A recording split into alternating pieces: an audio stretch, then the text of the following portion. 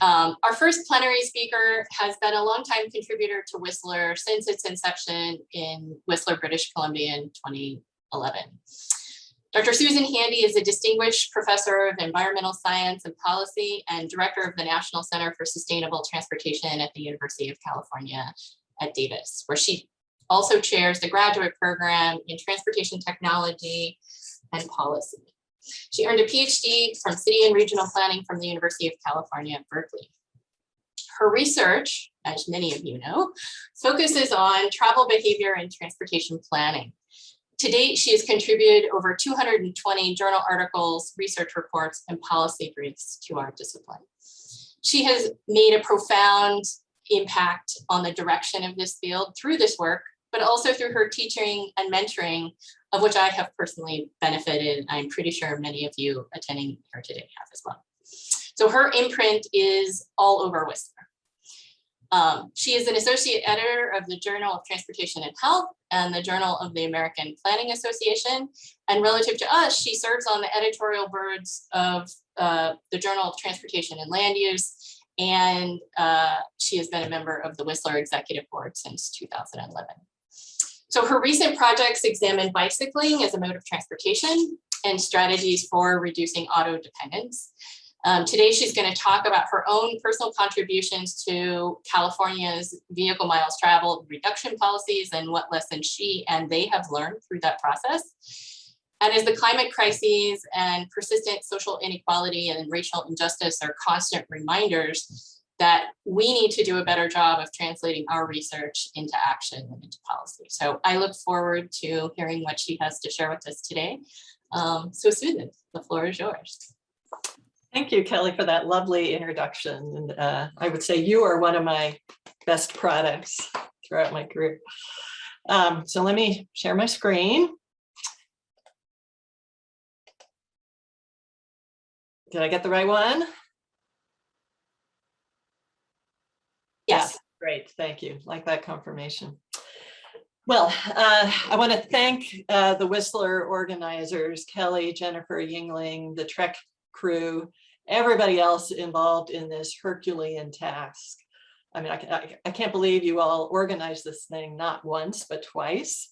So congratulations, and thank you on the behalf of everybody here. I am very honored to be giving this kickoff talk for the 4th edition of Whistler. Last week, I was explaining to my students what Whistler was all about, and it reminded me once again about how important Whistler has been to creating a global community for those of us who do research on transportation and land use. And I certainly think of Whistler as my academic home, my home community. Thanks to all of you out there for being here for this talk, especially those of you who are offset by many hours. Really appreciate your being here. This is a different sort of talk than I'm used to giving, in that I'm going to be reflecting on my experience rather than sharing my research. And I attribute this to having reached that stage in my career when one begins to reflect on one's career. But of course, COVID may have contributed to my reflective mood these days as well. So the California dream that I'm talking about is the dream that California could do something to reduce all of the driving that we Californians do. And we do a lot of driving. The thing we're always talking about is VMT, which is vehicle miles of travel.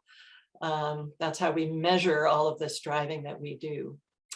And the state's quest got started really in 2006 with Assembly Bill 32, which put in place targets for the state to reduce our greenhouse gas emissions, and some really ambitious targets that have been strengthened over the years.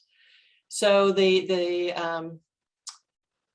quest is motivated not so much by reducing congestion, but by addressing climate change. And if you look at our greenhouse gas emissions inventory for the state, transportation is the single largest source of greenhouse gas emissions, and passenger vehicles are the biggest share of the transportation emissions. So that's been a lot of the focus of the work, but not the only focus of the work. And while we're doing a lot in the state to promote electric vehicles as one of the ways we're going to reduce our greenhouse gas emissions from transportation, the state realized pretty quickly that that wasn't going to be enough, that technology was not going to solve all of our problems. So AB 32 was followed by a bunch of other policy, including Senate Bill 375 a few years later, which set targets for the metropolitan regions to reduce their greenhouse gas emissions from passenger cars and trucks, which effectively translates into targets for reducing vehicle miles of travel. And then the other thing it did was require that our regional transportation planning agencies, which we call metropolitan planning organizations, otherwise known as MPOs, had to prepare what is called a sustainable communities strategy along with their regional transportation plans. And what that really all boils down to is that for the first time, they're being forced to think about land use in conjunction with the regional transportation plans. So these SCSs include visions for land development patterns in the future that will help to reduce vehicle miles of travel. So that was an important policy. But remember that these are just plans and not necessarily change on the ground. So SB 375 has been followed by some other important policy. One that we're working a lot on currently is SB 743, which addresses the way that we evaluate transportation impacts as a part of the environmental review process.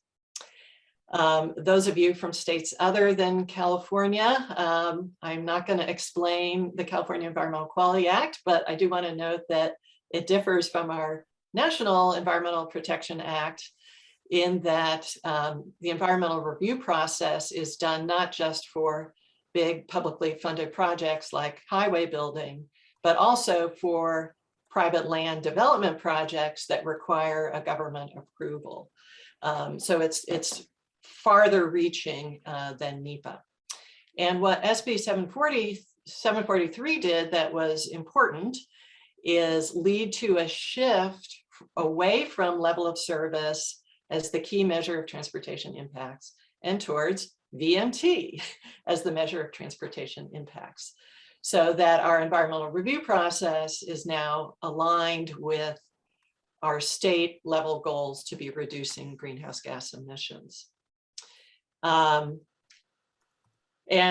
What this also means is now environmental mitigation that comes out of the environmental review process is also now focused on VMT reduction. And that's where a lot of the current work in the state is going on now, is with respect to VMT mitigation.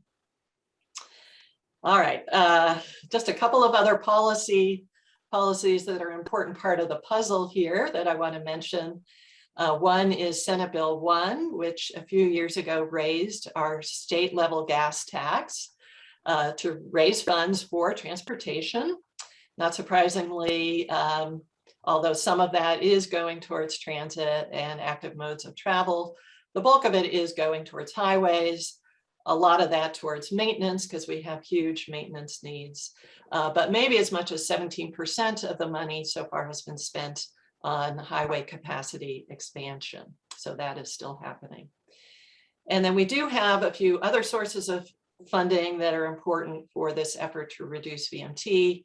The California Climate Investment Program is funded through our cap and trade program, and that money explicitly goes towards projects that should be reducing greenhouse gas emissions. So that's kind of the policy landscape that defines this quest to reduce vehicle miles of travel. The implementing agencies are primarily the California Air Resources Board, otherwise known as CARB. Caltrans is our state Department of Transportation. But to complicate things, we have several other agencies that are involved in this as well. So it is a puzzle, and it's a really complicated process to figure out how to get all of this done. And so far, it appears that we're not doing especially well. The last CARB assessment of our progress towards reducing vehicle miles of travel, which was published back in 2018, showed that we were heading up and not down. COVID, of course, helped at least temporarily, but it's pretty clear that that was temporary. So the big question is, what does the state need to do? How can we meet these targets? What kinds of policies and programs and projects do we have to put in place that will get us to these targets? And that leads to an important question for us researchers. How can we help the state figure this out? What role can we play in helping the state implement the policy and meet the goals for reducing both vehicle miles of travel and greenhouse gas emissions? And we can broaden this to say not just the state of California, but policymakers anywhere who are trying to address these issues. So to start the discussion, I'm going to ask the question here, what have I learned from the experience of trying to contribute to this effort? And I'm going to share with you some examples of the work that I've been doing and reflect on some of the things I've learned from that experience. So my contributions from various ivory towers have evolved over my career. So I would say that early on, I was doing a lot of basic research on how land development and the built environment and neighborhood design affected travel behavior. And that may have helped to shape some of these efforts. But what I'm going to focus on is the kind of work I've been doing more recently, which I think of as translational research. And this really has pretty much consumed my time in the last 5 to 10 years. What I mean by translational work is three different kinds of work that I'm going to talk about. The first is what I call syntheses, which are about helping policymakers understand what the research tells us. Another set of projects have to do with tools, creating tools where we translate research into tools for use in planning practice and policy making. And then the third category is assessment, or what we might call evaluation, assessing the progress we're making towards changing things in a way that will actually reduce VMT. So I'm going to share some examples of each of these types of work, and then, as I said, reflect on some of the larger lessons I've learned that I think might be helpful for our research community. So I should note that when I say I really mean we, and my work is really our work. I have had many wonderful collaborators over my career. Shown here are my collaborators on the projects I'll be sharing today in roughly the order that I'm going to share the projects. But I want to thank them and thank all of my other wonderful collaborators over the years. So all the credit to you and none of the blame for anything ridiculous I'm going to say today. Okay, before I share some of the examples, I do want to say a few words about kind of how I think about the problem that we're trying to address in this work. And to explain why these projects have been needed. And this has to do with the limitations of the traditional way the field has tried to help policy makers figure out what will work. So the traditional model of decision-making in transportation in very simple terms. You have a proposed policy like a highway investment. We plug that into a forecasting tool. That gives us a forecast of the effects of that policy. For example, does the highway actually reduce congestion? And then the policymakers make a decision. Well, I think we all know about the limitations of some of our traditional forecasting tools. So the traditional travel demand forecasting model, for example, many limitations. It's worked pretty well for the purpose for which it was originally designed, which was to evaluate the impacts of highway projects on congestion. But it doesn't necessarily work so well at forecasting the effects of the full range of VMT reduction strategies that we're now considering. And it doesn't necessarily do a good job of telling us about other kinds of impacts that have become of more concern. So what the agencies have been doing, given these limitations, is a lot of what they call off-model adjustments. So they use the model to predict what the VMT and GHG emissions are going to be for their regional transportation plans. But to figure out the contribution of other kinds of strategies like investments in bicycle infrastructure or travel demand management efforts, they apply these adjustments to the forecasts post-modeling. All right, so that's a pretty well accepted practice here. The question is, where do these adjustments come from and how legitimate are they? And the point I want to make is that ideally these adjustments are coming from the empirical research that so many of us are doing. And the empirical research not only helps to create better forecasting tools, but itself can be a way to help policymakers understand the possible effects of the policies that they're considering. So the work I'm going to be talking about really falls into that realm of the empirical research and how we can learn from that empirical research to help inform policy making. So let me start with syntheses, and the project that really kicked off most of this translational work that I've been involved with was a project we did for the California Air Resources Board, CARB, to help them with implementing this SB 375 policy. And CARB was concerned about the forecasts that were coming out of the regions as to how much difference all these policies were going to make in terms of reducing vehicle miles of travel. So they wanted us, and I should note that this project, my co-collaborator here was Marlon Bornett at USC.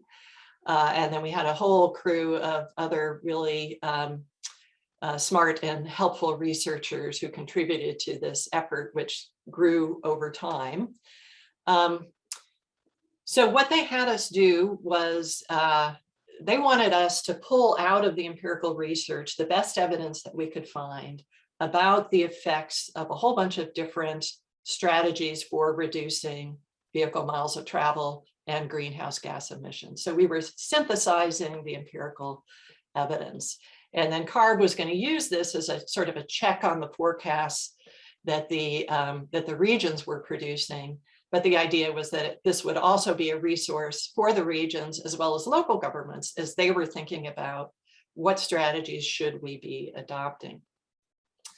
So for 23 different strategies, we produced a summary policy brief that put together the best evidence and talked about a range of effect sizes for each of the strategies.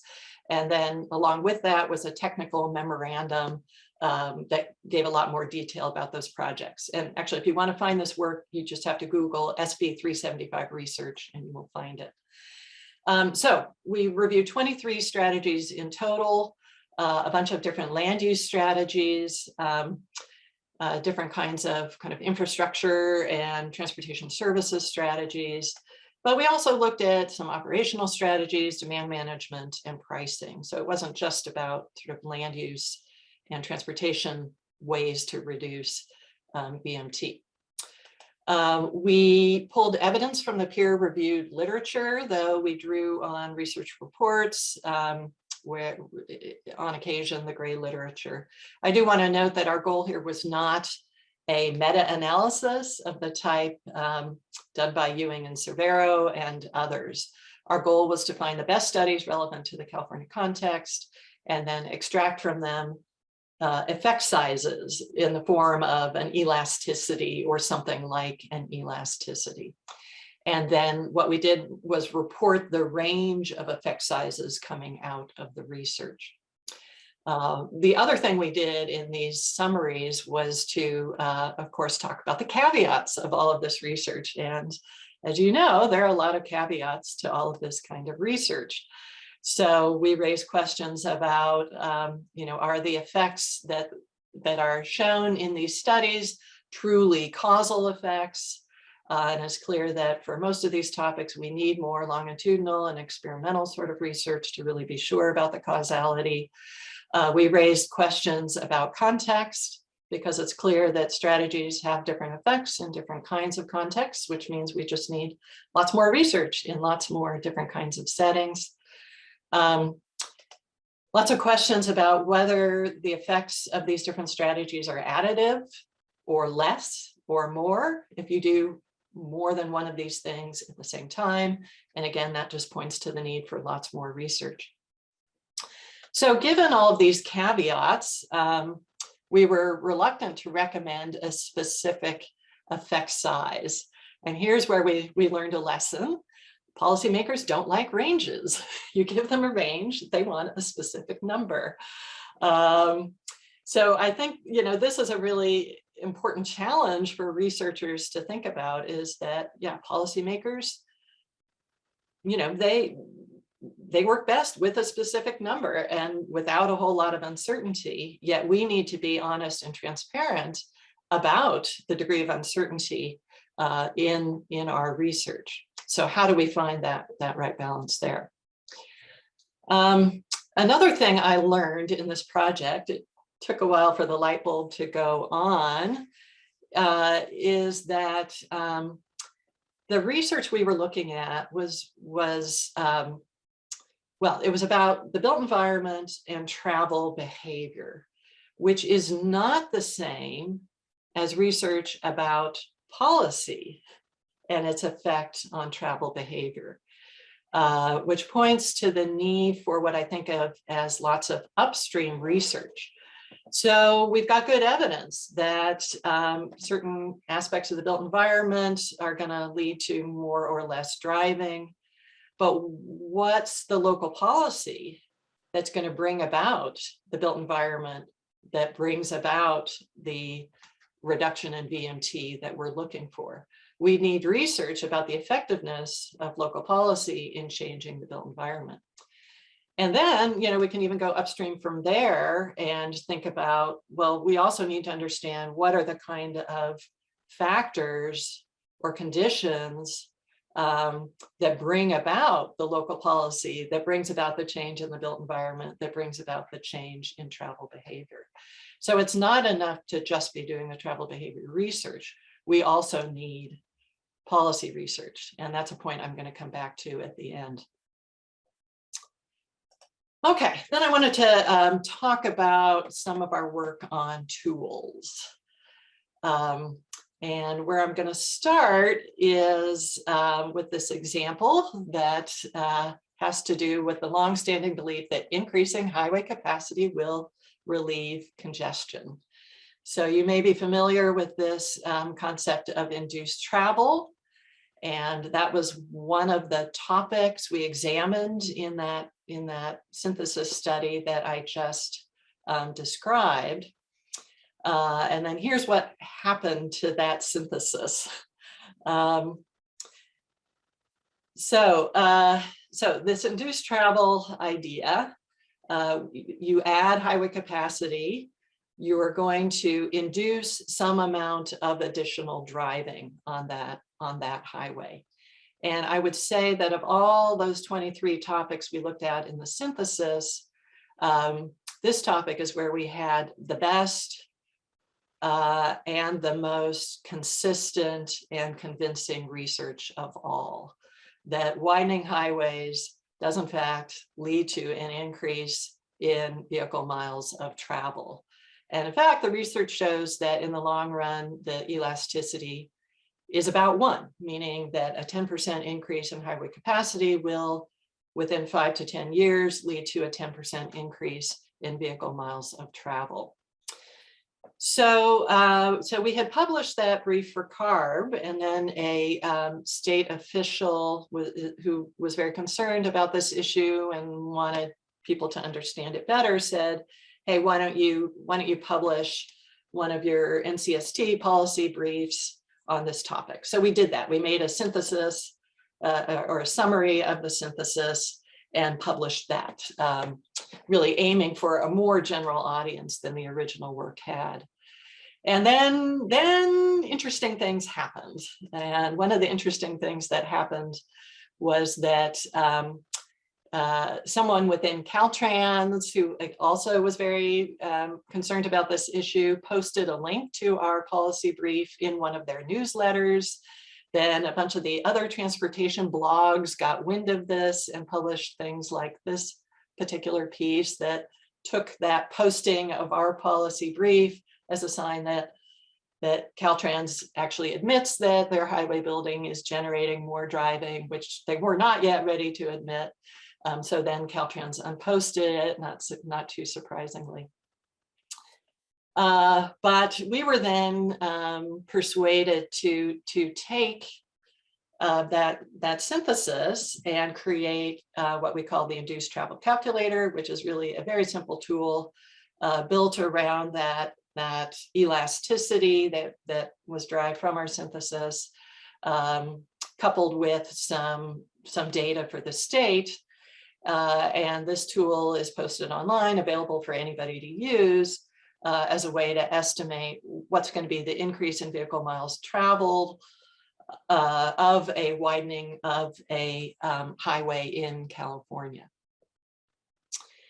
So we did a fun little analysis with that tool. We decided we would take a look at some of the analysis in the environmental review documents for a sample of highway projects in California to see what they had forecast in terms of increases in vehicle miles of travel versus what our calculator would predict for increases in vehicle miles of travel for those projects.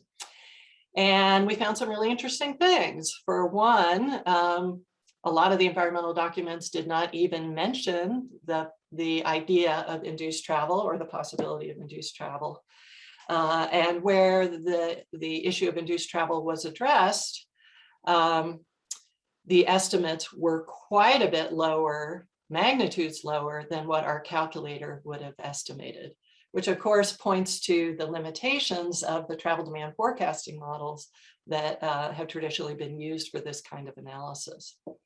And just as an example of what's in some of these environmental review documents, this one comes from Santa Cruz, California, and this was one of the better ones actually, but in that it discussed induced travel on the freeways and recognized certain sorts of changes that would happen once you add capacity to this highway.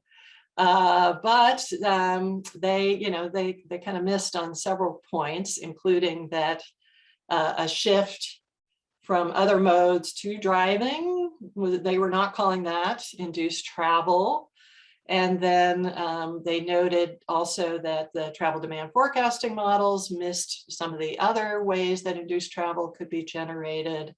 But then, and that was good, but then they failed to recognize that what this meant is that the analysis was overestimating benefits and underestimating the impacts of the project. So Caltrans, after a couple of years of discussion as well as the convening of an expert panel that was led by Betty Deacon, finally came around to accept the fact that the travel demand forecasting models are not adequately accounting for induced travel, and gave official sign-off on using our induced travel calculator or other what they called elasticity-based approaches to estimating induced travel. So that was great, and we think that's going to contribute to a more accurate forecasting of impacts and benefits of these sorts of projects. But this was a really hard sell, and if you look in the language in the guidance that Caltrans has put out about all of this, there's a really big giant loophole that they've left here where they say that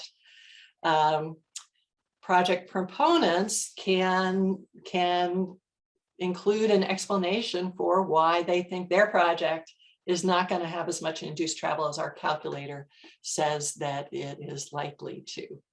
So we will see where this goes. A step forward, but some more steps to go.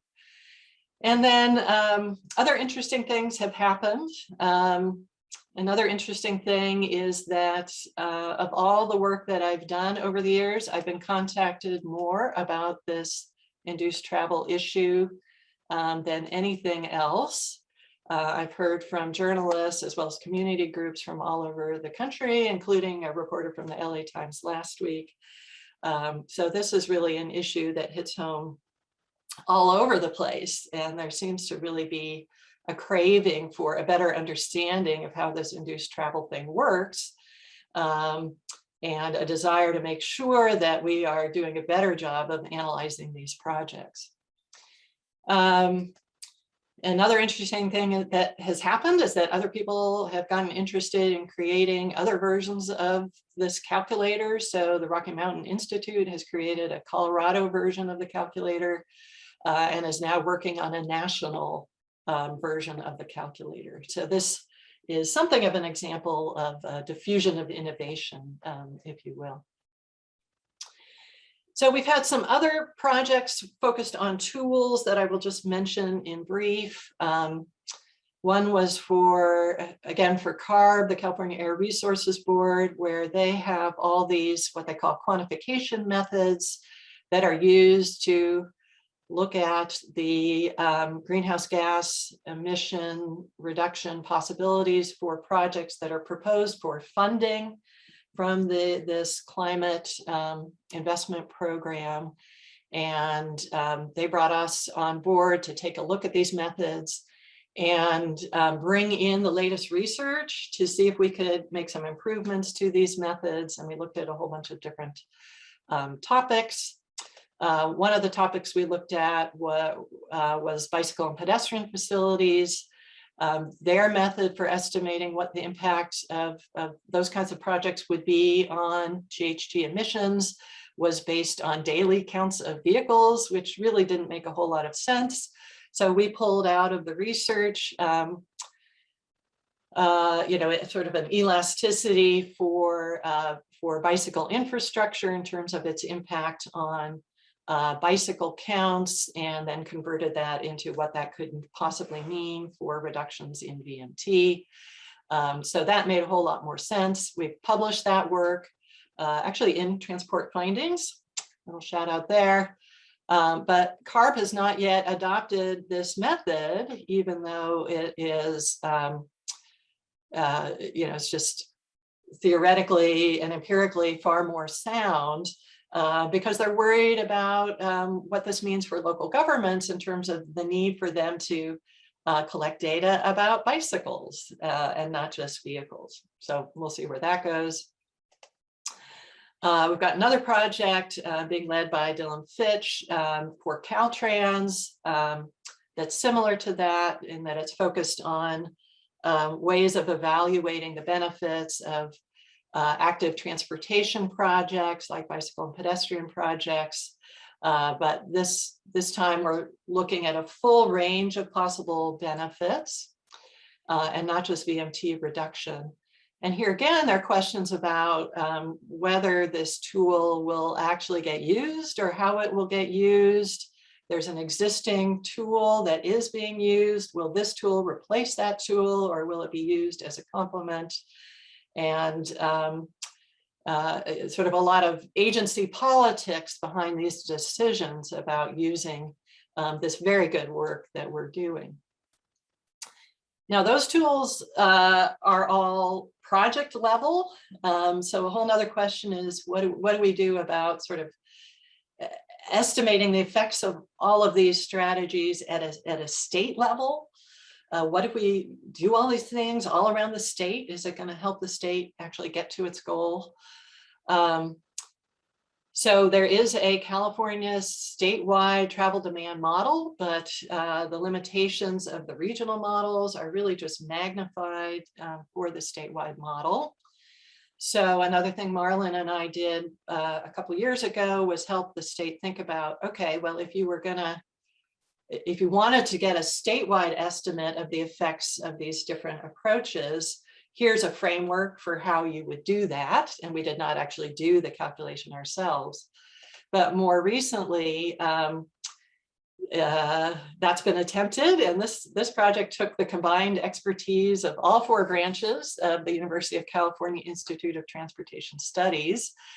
It was a valiant effort to figure out what policies will it take to get the state to its 2030 and 2045 goals for reducing greenhouse gas emissions.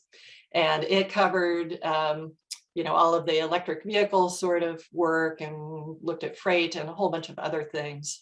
But we did have a part of this was looking at VMT reduction. And I will just say, don't look too closely at the land use analysis, please. Okay, and then I want to say a little bit about some of the work we're really just getting started, which has more to do with assessment, which isn't exactly translational work, but I think is clearly another really important way that researchers are contributing to policymaking and hopefully to improved policymaking. So this is really complicated. In that a whole series of things need to happen between the state level policy and the outcomes we're aiming for in terms of reductions in vehicle miles of travel and greenhouse gas emissions. And as I already shared, the state's assessment, where they sort of looked at, okay, SB 375 adopted at the state level, have we seen a reduction in VMT, was not very encouraging.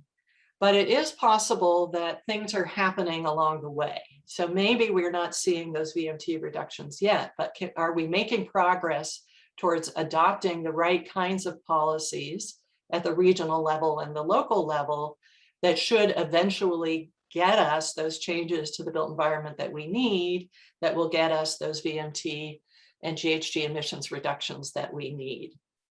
So we are biting off different little pieces of this to try and help assess the progress towards this ultimate goal.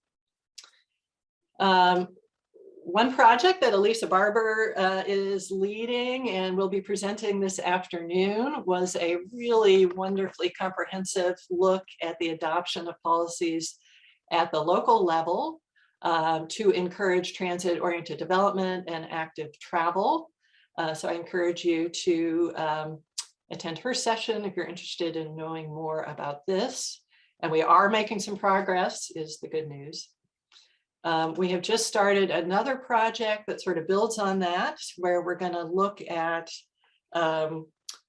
areas within California where we have seen a lot of change in land use and change in the transportation system. And we're going to look for evidence of changes in travel behavior in those areas, as well as looking upstream to try and figure out how did those changes come about? Was it because of state policy or other things going on? I will note here, it's, one thing that's challenging with this is data, that we don't have a lot of data at small levels, small geographic levels. on VMT or even other aspects of travel. So we're really going to be piecing this together. There's a companion project at UC Berkeley that's looking at the possibility of using big data to track changes in VMT and identify areas where we're seeing changes. But the problem with that is that it's over a very limited time frame. And when we're talking about changes to the built environment, we're talking about long time frames. So the big data is not yet so much of a help in figuring this out. We are this summer working on a subset of a project that's being led by Betty Deacon at UC Berkeley, which is to look at whether the California Transportation Plan, the statewide transportation plan, is having the kind of impact it's supposed to be having. We are focusing on what's going on in the metropolitan regions, and we're looking at what's in their plans, but also comparing what's in their plans in terms of what kind of investments they talk about making versus what kind of projects they are actually funding. In other words, are the MPOs putting their money where their mouth is? And that's going to be a really interesting analysis. And then just one more project I want to call out, which is something of a retrospective assessment of the impacts of state policy, is a project we're working on with UCLA, where we're looking back at what happened when California built all those highways back in the 50s and 60s. So we're doing, actually it's 5 case studies around California. So I'm proud of Caltrans for funding this project and looking forward to this work. So pulling it together, things I've learned from all of this. I'm looking forward to hearing from you all about other things you're seeing in what I've been talking about or that are relevant to your own work. We still need more and better research, especially longitudinal and experimental sorts of research. So keep going, everyone. Policymakers want and sometimes need numbers, and they don't like uncertainty. And I think we need to think about how we handle that as researchers, because we shouldn't be ignoring that uncertainty, and we need to be helping the policymakers understand that uncertainty. Sort of related to that, I think, well, we as researchers, if we want to help with policy, we should be thinking about what kinds of research are needed to help with policy, right? So let's think about what the policymakers need, and then how can we design our research to be helpful, to be most helpful. But I think maybe there's also an opportunity where researchers can help policymakers think about how to design policy that is not dependent on research we don't yet have, right? So helping them understand what it is that we know and what it is that we don't know, and then what they can do with that in terms of how they design their policies. We need upstream research on the policy process. And in particular, I think we need a better understanding of intergovernmentalism in transportation and land use, at least here in the US context, in that we have so many different levels of government and different agencies at each level of government involved in this effort, that we need to understand how they interact with each other, and how we can do this more effectively. And here I want to give a call out to the wonderful paper by Greg Marsden and Louise Reardon from a few years back that I constantly am turning back to and recommending people, where they talk about how we really have not done enough research in the transportation realm on questions of governance. And this is a huge need and a huge opportunity for us. And really the same is true for land use policy as well. And certainly on the connection between transportation and land use policy. A couple of other just final thoughts about things I've learned. Changing long-standing practice is really hard. You can develop the most wonderful tool, but doesn't mean people are going to adopt it and use it. And then my final lesson, I would say, is that changing how people think is even harder, but really is so necessary if we're going to make any of this happen. So here I have often been thinking about the work by my late colleague, Paul Sabatier. I don't know if you all know his work. If you don't, highly recommend taking a look at it. He developed the Advocacy Coalition framework, which is a really important framework in political science that's been applied to all kinds of different things. But one of the pieces of this framework is this idea of beliefs and the importance of beliefs within policy making. And I just keep coming back to this because I think a lot of all of this is about beliefs. And, you know, beliefs about kind of policy in general, beliefs about how the world works, beliefs about what we should and shouldn't be doing. So along those lines, I made a little attempt at a contribution there last year in putting together a white paper on, you know, what does California get out of reducing vehicle travel beyond just greenhouse gas emissions reductions as a way to help, you know, change some ideas, change some thinking about the importance of all of this work. But here's where I get really kind of discouraged, because one belief that is really frustratingly tenacious, even among those who buy into the idea of VMT reduction, is that we need to widen highways to reduce congestion. So even here in California, where VMT reduction, greenhouse gas emissions reduction is really dominating our state level policy, we continue to widen highways. We are investing in transit, but sometimes we're doing that parallel to each other, which really just doesn't make a whole lot of sense, as I think we all know. In LA, they widened a major freeway down there and have now gotten to the point where they've accepted that they really can't widen it anymore. So now they're talking about adding transit capacity through that corridor, which I think is a step in the right direction, but it is still a capacity expansion that can also induce travel. And so that has concerns as well.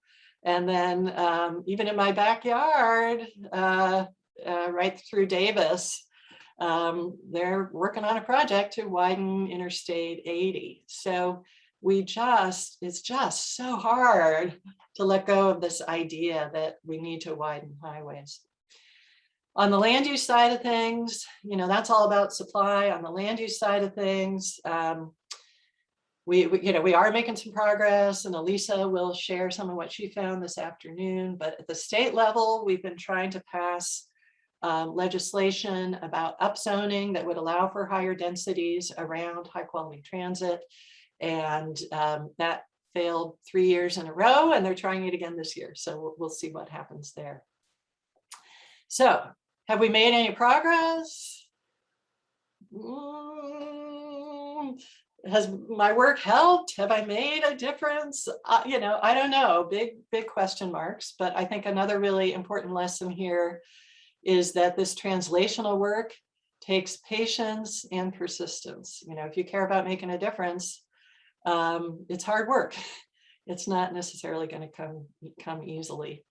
But my very last point I want to make is that there is another really important kind of translational work that I've been doing and many of you have been doing, and that of course is education. And that's where I can end on a hopeful note, because I think my students are listening, even if I feel like no one else is, and I know they're going out there and making a difference. So thank you for listening to all that, and I'm really looking forward to hearing from you all and continuing some discussion over the next 3 days. Fantastic. Thank you, Susan. Amazing talk. And this is the point where a virtual conference sort of doesn't quite have the same effect, because normally we'd be hearing a lot of applause from everyone in the crowd. So I'll just have to do that myself. And yeah, yay. So we're going to entertain some questions. And so the way that that's going to work is we'd like you to put your question in the chat. And then Jennifer, Dell, and I are going to take turns fielding those questions. And if you'd like, we were going to ask you to unmute and ask that question yourself. So please use the Zoom chat for your questions. And I'm just going to take moderator's privilege and ask the first question. I think this is so important. And when I woke up this morning, you know, I saw the alert on my phone from the UN report that came out yesterday or today, depending on where you are in the world, with a pretty grim prognosis in terms of climate change. And so, you know, the sense of urgency, the urgency I had like 5 years ago is now like at this fervor state. And this is a problem that's not going to probably be solved by any one level of policy. And so you've been working in this arena with state level policy. And since SB 375, we've had different leadership at the federal level. And then of course, California is very heterogeneous in terms of its urban philosophies and the urban form and transportation in each of its cities and urban metropolitan areas. And so I don't know if you have any thoughts about this sort of what's, as you're looking at this through a statewide lens, what would you like to see more of from policy coming from the federal level, and also maybe supportive policies that have been tricky to get going at the local level? Yeah, well, I mean, I think at the federal level, California's been in kind of a unique situation with a lot of this policy around greenhouse gas emissions reductions, in that the federal government some years back enabled California to adopt stricter vehicle standards than the federal standards. And that was great. And then, you know, that let California do a lot of stuff. And then we had a little pushback for that 4-year period there, and that's gone away. So that's good. So, you know, letting us do what we want to do, I think, is important. And then, of course, anything the federal government is doing to, you know, promote electrification more widely is only going to help California's efforts. And that does seem to be going on. On the kind of the infrastructure side of things, well, we've just got this new bill. We'll see what exactly that ends up being. I think some of the original proposals that were more transit oriented and you know, a little less highway oriented would have been helpful here. And yeah, I mean, it looks like it's not going to be a whole lot different than what we've been having, which I think is okay. But you know, I see the same problem at the federal level as at the state level. We cannot give up. People cannot give up the idea of highway widening as being a thing that needs to be done. So even, you know, even the Biden administration talking about highway widenings and a lot of other stuff, but the highway widening is still there. So so that's got to turn around. And then, of course, on land use, the federal government's been you know, is traditionally in the US not involved in that. So that again, you know, we're kind of left to our own to figure that out. And I think that's fine. But I'm curious to see if anybody else has thoughts about that. And then, you know, within California, it's been such an interesting thing to observe over these last 4 or 5 years with these efforts to pass statewide legislation that would force local governments to change their local zoning, because it's brought out, it's led to some really interesting coalitions and unexpected coalitions. And the whole YIMBY, yes in my backyard, NIMBY, not in my backyard, you know, who are the good guys, who are the bad guys? It's just gotten so much murkier. Yeah, and I don't know. I'm not terribly hopeful that we're going to make a lot of progress there. although we're chipping away. So I didn't talk about, we do have policies now about accessory dwelling units. So if you own a single family home, you can add a unit to the property. So that is, it's kind of like stealth upzoning, right? And then we've had some changes in parking policy that, of course, Don Shoup has really pushed that along. You know, that great example of the impact of research on policy. And Adam Millard Ball, who's here, can talk more about that as well if you're interested. So I think we're chipping away at the local policy that needs to change, but doing it in a big way has been really hard. So, I mean, even here in Portland, the governor just approved a plan to expand the freeway through I-5 corridor through Portland. So the pushback in terms of getting policymakers to think differently about capacity expansions is a tough one.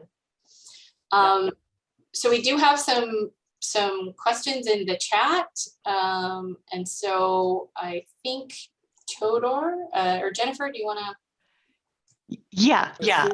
So I think Todor is up first. I just want to. Oh, you're muted, Jennifer. Someone muted me. Anyway, I just want to remind everyone, keep your questions somewhat brief so we can get them all in because there's a lot. So Todor, you are up.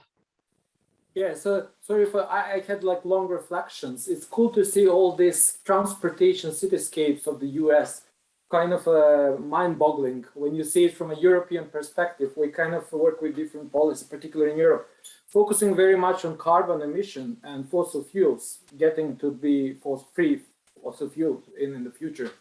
So when you look at this kind of palette of variables, for example, VMT versus carbon emissions versus land use variables, which one would you like to kind of emphasize? And the second part is not much talk is about modal shift, because you get the best benefits by modal shift, and there was not much talk about the modal shift in the talk. And now, to which mode should we shift? Because now we have a problem with public transportation, which is kind of not so COVID friendly. And what are we kind of stuck? Where will get? Okay, I keep it short, and my daughter is around, so thank you. Might be chaotic in my thoughts. Sorry about that. European style. Well, it is. I mean, I didn't talk a lot about modal shift, but that certainly is a part of the whole effort. So it's really about changing land use and changing the transportation system in such a way that people can drive less. And that means both getting them to use other modes, and transit is a big part of the discussion. COVID does throw a wrench in that, but LA, for example, is making huge investments in transit in advance of the Olympics that are coming in 2028. But active modes also, I mean, we have pretty good weather in California, so we don't have a lot of excuses. I'm very high on e-bikes, and there's some e-bike policy making its way through the system. So I think there is a lot of work on other modes, but it's also about, maybe people don't have to drive quite so much or quite so far, right? I mean, if we change our land use patterns, we bring destinations closer, those distances can be less. Where else was I going with that? But of course, the third rail, as we call it, is pricing. I mean, we know that really, if we want to reduce VMT, we've got to do some pricing, and that actually, going back to Kelly's question, I guess that's where we really need some help, is politically, how do we talk about pricing?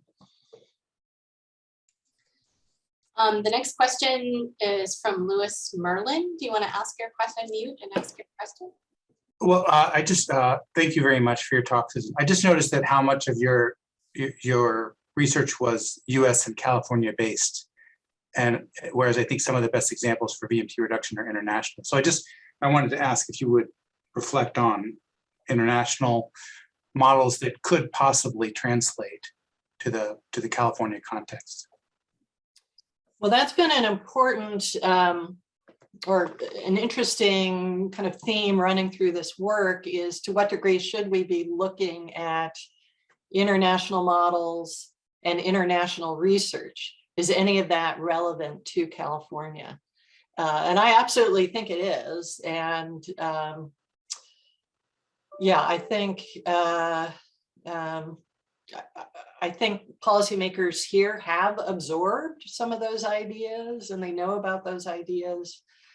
It just, it gets harder when you talk about, things like effect sizes, how much difference is it going to make here? Okay, it worked great there. What kind of impact would we expect to see here, even if we do it? So I don't know, did you want me to talk about things I especially like from other places? Oh, I can't get the answer for you. I just wanted to, what comes to mind for me is the London congestion charge, the Swedish congestion charge, Singapore's congestion charge, some of the stuff that's been done on parking pricing, on pedestrian only zones. It just goes on and on. I see that I don't know if Ralph Bueller's here, but he wrote an article on Vienna. There just seemed like there's so many examples from abroad where they actually have reduced BMT pretty substantially, or at least significantly. So can we bring any of those to the United States? Where could we get some traction? Yeah, well, I think it's politics more than anything.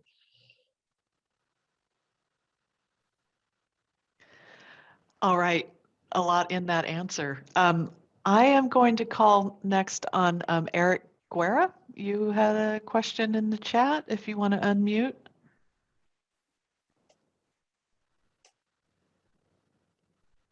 Sorry, thank you so much. It took me a little while to get it off of mute. Thanks, I really enjoyed your talk and your reflection, Susan.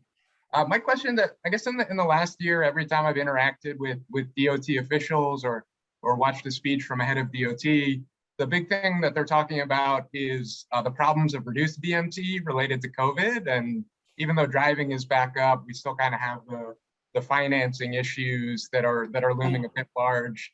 And my question is, how committed do you think DOT officials actually are to reducing BMT? And I guess a follow-up question is, do we need to fix the financing first before we can fix anything else? Thank you. Yes, we do. Yeah, good point. I mean, it gets so complicated. Right, so those of you not in the US, we finance our transportation through gas tax primarily. So talking about reducing BMT, that means reducing funding. The shift to electric vehicles has also been reducing funding. So it's clear we need a whole new funding system, and other people are more expert in that than I am. So yes, I think that absolutely does have to happen. But somewhere in your question was that point about, well, do the state DOTs, do they really want BMT to go down because then revenues go down? And I think that's kind of a question. I don't know that they're thinking that consciously, but who knows? I did want to, I think the previous question, another thing I was going to mention, of course, is the whole remote work thing. If you think about that as another sort of mode shift, I think a lot of hope being placed on continued remote working, at least on a part-time basis, as a way to address this issue and help us reduce our greenhouse gas emissions. But it's pretty clear, at least in California, that even though remote work is continuing, we've got the rebound effect with driving, and our driving levels are coming back to close to where they were, even while people are still doing a lot of remote working. So I don't know, that could be a whole nother topic of discussion. My cat here is eager for the pet session. He's already involving us. The next question is from Daniel Herzenhut, do you want to unmute and ask your question? Hi, sure, thanks. Thanks for the presentation first. My question comes from more of the politics side that you mentioned the earlier answers as well. Like if we are always going to, how do we communicate to a broader public the importance of reducing VMT and promoting more transit? Because if we're always expanding highways, it seems like this is much more of a political decision than a technical decision, I'm sorry. So how do we try to promote more of this broader communication and more like reflection side of things? Like, have you seen, what measures have you taken in your career to try to communicate more your research to the broader public? Yeah, it's a really good question. How do we change that public mindset? So I think this fixation on highway widening, it is in part a technical issue in that our forecasts have been overstating benefits, understating impacts, like our work suggested. But it is also clearly political. So my congressman, I like very much, have a lot of respect for, but I had an email from him a couple weeks ago about, isn't it wonderful in the new federal transportation bill, we've got money for widening I-80, that project that I mentioned. So even though he's all on board on trying to address climate change, he's still promoting highway widening. So you got to say, well, why? Is it because he really believes the highway widening is a good thing, which is possible, but it's also because his constituents believe that the highway widening is a good thing. And they're all demanding fixes to the horrible congestion problem on I-80, which is really about people from the Bay Area driving up to Lake Tahoe for skiing in the winter and water sports in the summer. Anyway, so yeah, so public education, I think, is a huge part of this, right? Because that feeds into the whole political situation. And that's just really hard. You talk about reducing VMT and people say, well, don't make me drive less. You can't do that, especially in America, where we've got the freedom to do whatever we want to do. You can't tell me what to do. Yeah, so yeah, driving less, you can't tell me to get on a bus. Yeah, it's just, I don't know, public education, really important. So what do we do? Well, I think not just, our group at UC Davis, but, a lot of other places like Trek and lots of others of you are putting a lot more effort into things like these little 2-page policy briefs that really boil down the research in a very clear and understandable way. Webinars that are open to the public. UCLA is doing a lot of great stuff with infographics to try and communicate and explain this stuff. I'm sure a lot of you have good examples of this. If anybody wants to speak up and share something that they think has especially worked. I mean, we're not trained to do that. That's even harder translational work, translating it for the public. Jennifer, have you guys done some cool things up there? No, I was getting ready for the next. I don't want to cut you off though, Susan. Okay, well, I feel like other people have great answers to these questions. Well, actually, I'm going to take moderator prerogative, not to ask a question, but to jump to someone else, Adam, whose question is similar to what I would have asked. So, and I think goes well with what we were just talking about. So Adam. Thank you, and thank you again, Susan, for that talk. It's great to hear about this translational work, but also kind of outside of that translational work, when we're kind of writing research papers for academic journals. Like, how can we do that but resonates more? Like, is it about the kind of the graphical presentation? Is it about the stories? Is it about something else? Like, how should we kind of reorient our mindset when we're kind of writing papers so they actually do have some impact out in the world? Yeah, well, we've got different audiences, right? So we've got the peer-reviewed journals where we're writing to get the approval of the reviewers. And it's such different writing than what we would need to do for a public audience. I am trying to, I'm a big believer in making journal articles more readable and less academic. But that said, the general public's not going to pick up one of those articles. So there's still work. We do need to be doing a better job on writing articles, I think. But we still need to do that translational communication for the policy audience and the public. And yeah, I don't know. Do you have suggestions, Adam? Thoughts about this? I'm asking the questions, and you hit to answer. No, I mean, I think what I've seen really great in the last few years is a trend towards more graphical presentations. So kind of people steering away from like huge dense tables of regression coefficients, which are not just hard to interpret, but it's just kind of boring, like, and Right. It's moving towards more creative ways of presenting the results. But Yeah. but I'd also love to hear like other ideas about what has resonated when you've been working directly with policymakers. Yeah. Well, I think transport findings is a nice trend, kind of thinking about, okay, what's just, you don't need this whole long article, here's what it is, things like that are going to be helpful.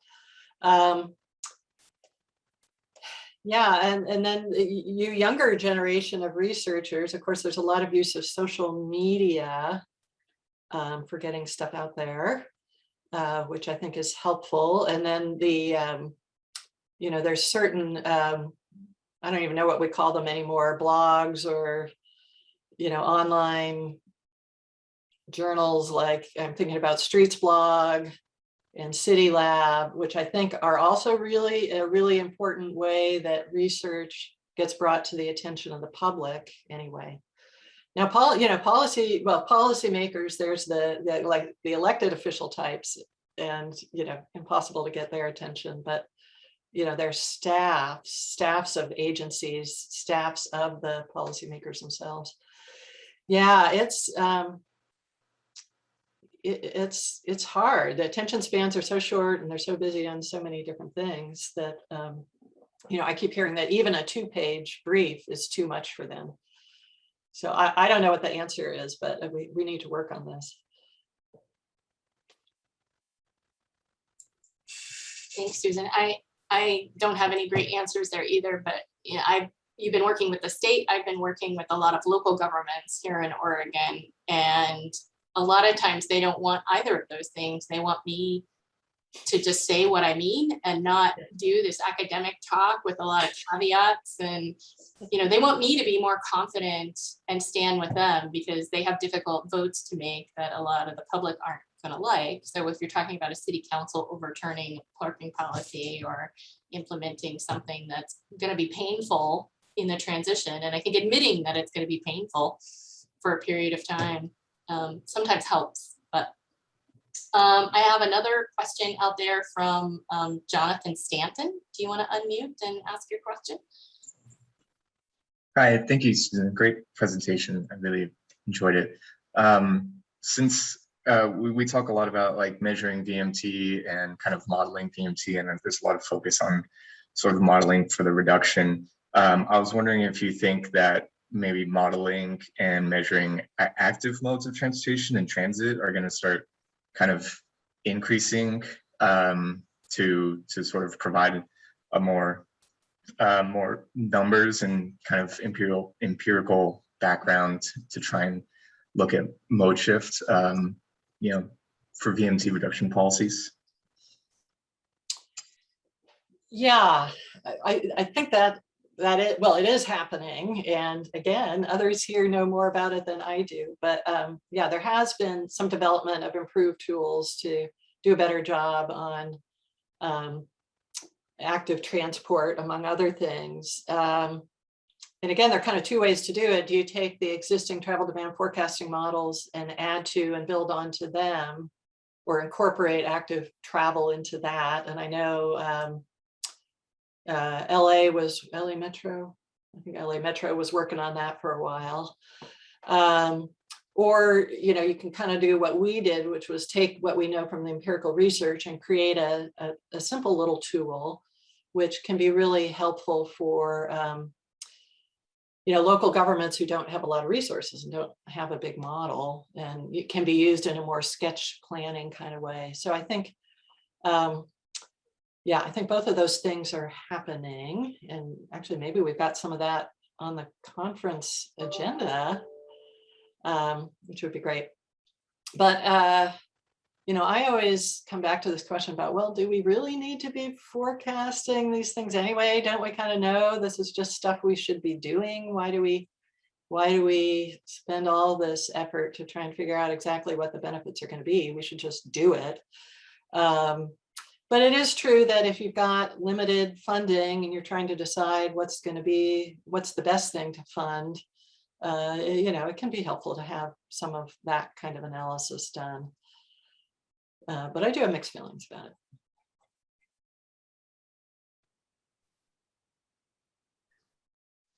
Sorry, a little delay in the unmuting process there. Thank you. So, I'm going to bring in a comment that actually Anders Larson made about sort of this difference between involving your audience in the research that you do versus just sort of presenting it and figuring out how to present it better to that audience. And I'm wondering, Susan, in your work with Caltrans and some of these other agencies, if you see examples of that, and then maybe the counter question is, you know, when you looked at all those peer-reviewed articles and everything, were there places that we as academics were sort of missing the mark in that research and how we were doing it?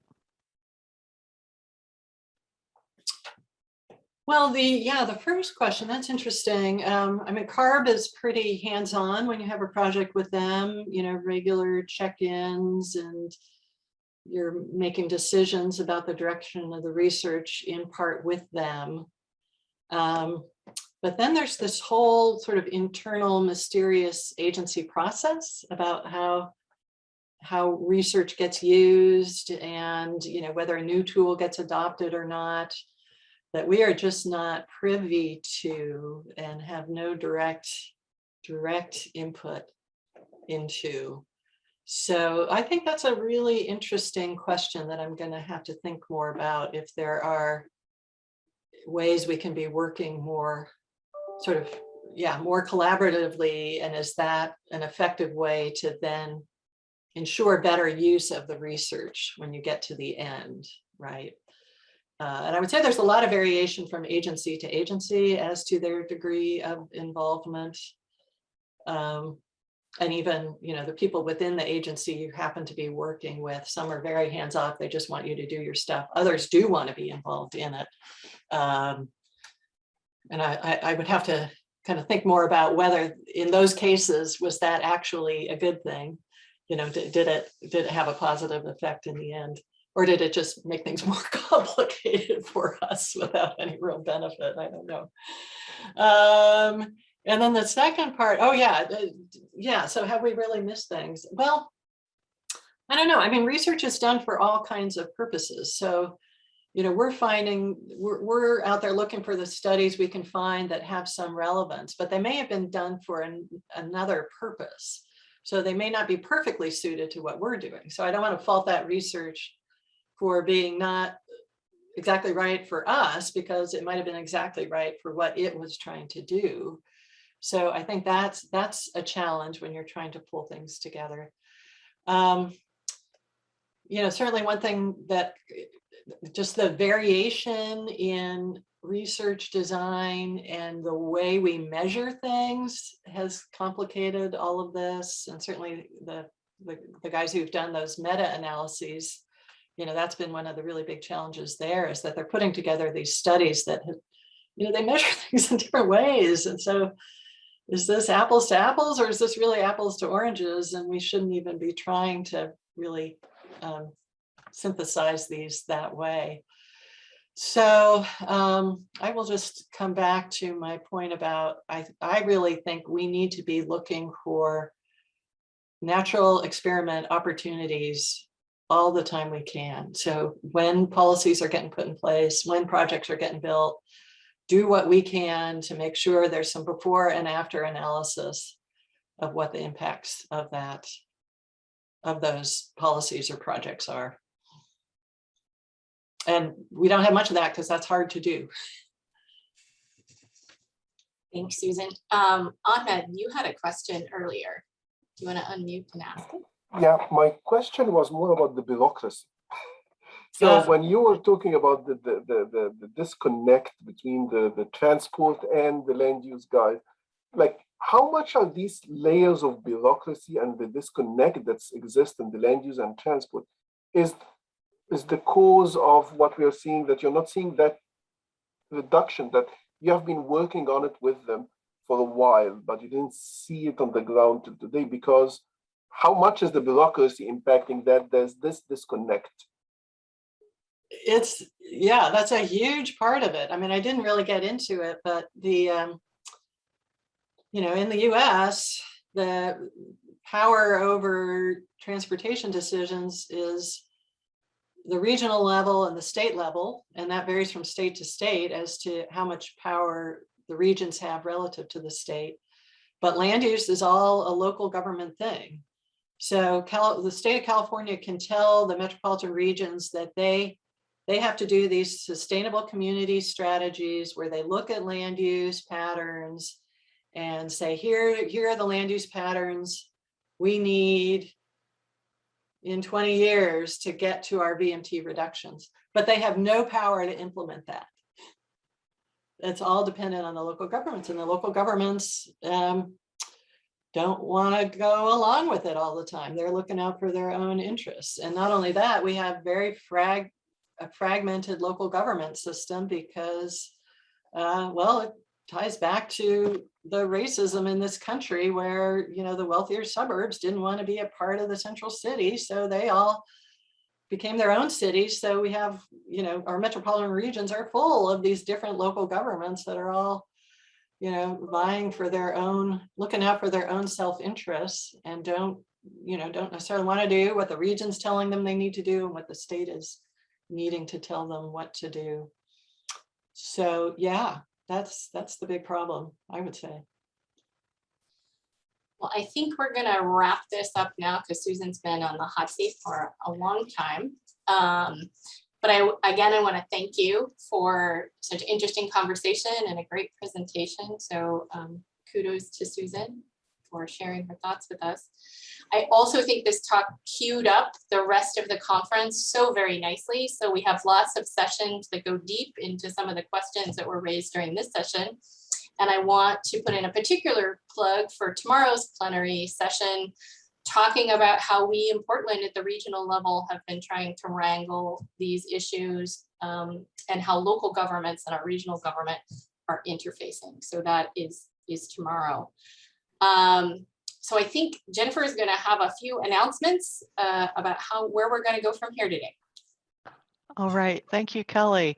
Thank you, everyone. So I think a lot of you maybe discovered the way to watch these sessions directly in Zoom. So if you haven't seen all of our notes about that or the chat about it, if you were having sort of technical issues watching it within the web version, there is a way to watch directly in Zoom. And so when a session goes live, underneath the box where the session appears, there will be a gray bar about like experiencing connection difficulties.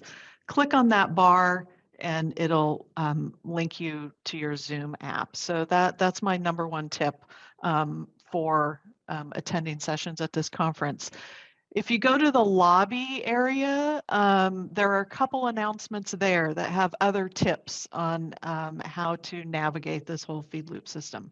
So recommend that. But in 2 hours and 6 minutes, I'm not going to say times because most of you are not in my time zone, but in 2 hours and 5 minutes, we're going to be having the Whistler Lets the Dogs Out session about pets. And we hope to see Kelly's cat, and there we go, and your pets as well in that interactive session. And then we have 3 paper sessions after that. Also encourage you to take a selfie off of that main thing. And the hashtag that we are using is just Whistler, because I'm pretty sure no one else uses that acronym anywhere on Twitter. So it's just Whistler. And those are my announcements. I'm happy to answer any questions, but people can also take a break, and we hope to see a lot of you with your pets or without your pets in 2 hours.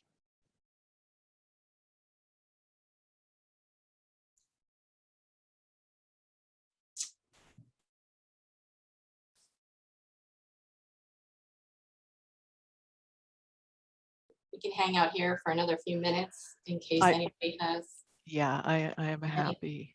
You get live in-person chat right now instead of the chat widget.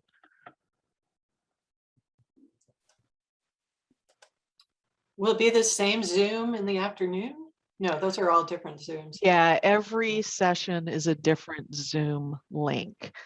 And we didn't put the Zoom links out there because we were afraid we might have to like sub out a different Zoom link if we have technical difficulties or not. So again, once a session is live, you can click that bar below and exit out and go into watch it via Zoom, because I think some of you, within the web interface, the sound may not be as good. And you can't get gallery view and see everyone. You can only do speaker view.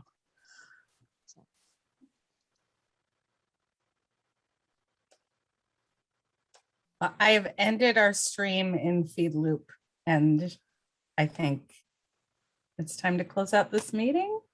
I think you're probably right. Thanks, Becca. Thanks, everyone. Yeah. Bye. Bye.